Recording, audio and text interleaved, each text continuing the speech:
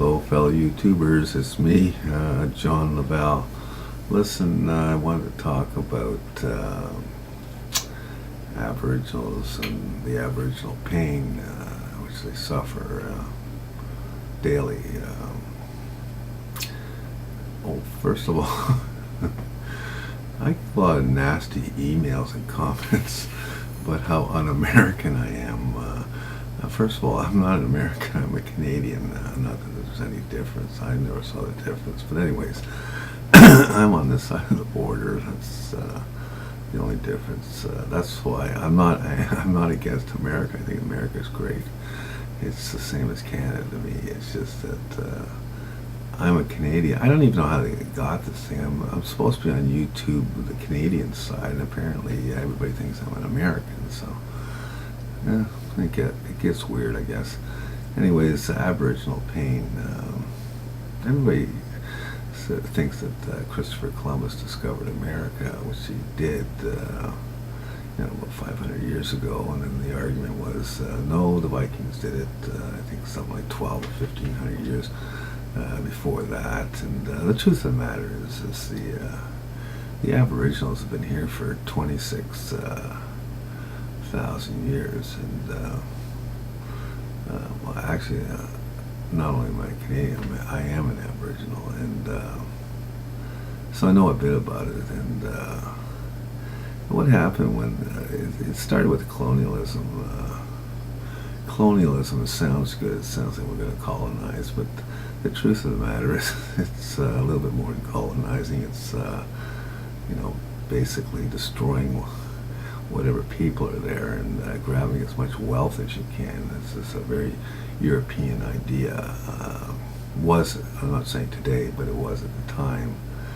Well, it started, I guess, with the Romans. I mean, they were conquering everywhere around them, and for taxes and wealth and real estate, stuff like that. And basically, colonialism is just the same thing. And so they come over here and they kind of like the real estate, and they realize there's lots of stuff here with lots of money to them. And so anyways, the Indians end up on the best deal. What are you going to do? They were killing them, obviously. There was lots of wars. You'll know that in American history. And Canada, I don't know if there were too many wars. There were more negotiating because these people didn't have any representation legal. So they were signing documents. They didn't even know what they're signing, and basically losing all the land. And but they were given reserves. I mean, there's still reserves today. And the problem with reserves is it's almost like a jail, and they control the food coming in. So what they're doing is, not everybody, but there were people that, if you want food, we want sex with you, sex with your kids, whatever. So people were starving to death, so they sold their spirit. And today the statistics are showing about incest and sexual issues are between 90 and 93%. And then alcohol was another thing. You're looking at about 90 to 95% of males are alcoholics, and I really think that number's. I know a lot of Aboriginals. I don't think they're alcoholics. But anyways, this was a statistic of the numbers in Canada, and I'm very destructive to the household. Basically on the reserve or whatever, it just doesn't work. These people's lives are trashed, and lots of therapy trying to get them through it, and very, very painful. And then you get into like the drug scene there, Oxycontin. I listen to cases where people are paying $400 a pill. Their kids are going without food, babies going without diapers and formula and stuff like that, just so that one of the members, the mother or the father, can get this Oxycontin, and these people come on there, and it's not because the Oxycontin is worth so much. It's just that's what they're willing to pay, and I've heard of higher than 400, but most of them are saying that a lot of them are paying about $400, not even for a prescription, just for one pill. And wow, I mean, now they're basically going without food, and I don't know how it can come about that our fellow human beings can disrespect be so disrespectful to others, and take part in this thing. It's demonic. I know they say today there is no devil. It's all mental illness. I wonder. This sounds demonic to me. It sounds like these people knew what they were doing, and they know what they wanted, and the cost. They didn't care about somebody else. Tragic that we hurt each other in this way. It's better that we support people and help them make their way, and this is the complete opposite. This is a very selfish act.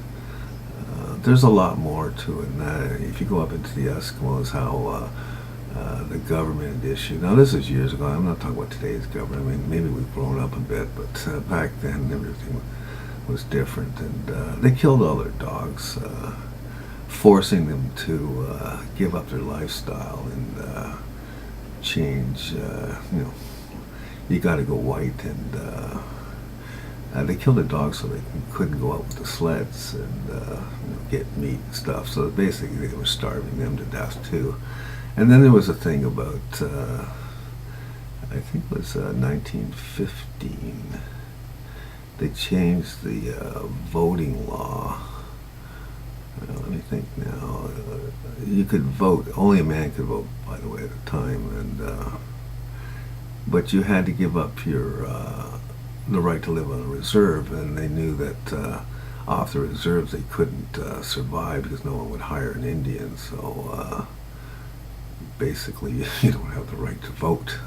You have the right, but who's going to take the right and ruin your life and your family's life? So that didn't happen. And then they had a law there where like if you were like farming on land, you could build any building you want provided there was no metal involved.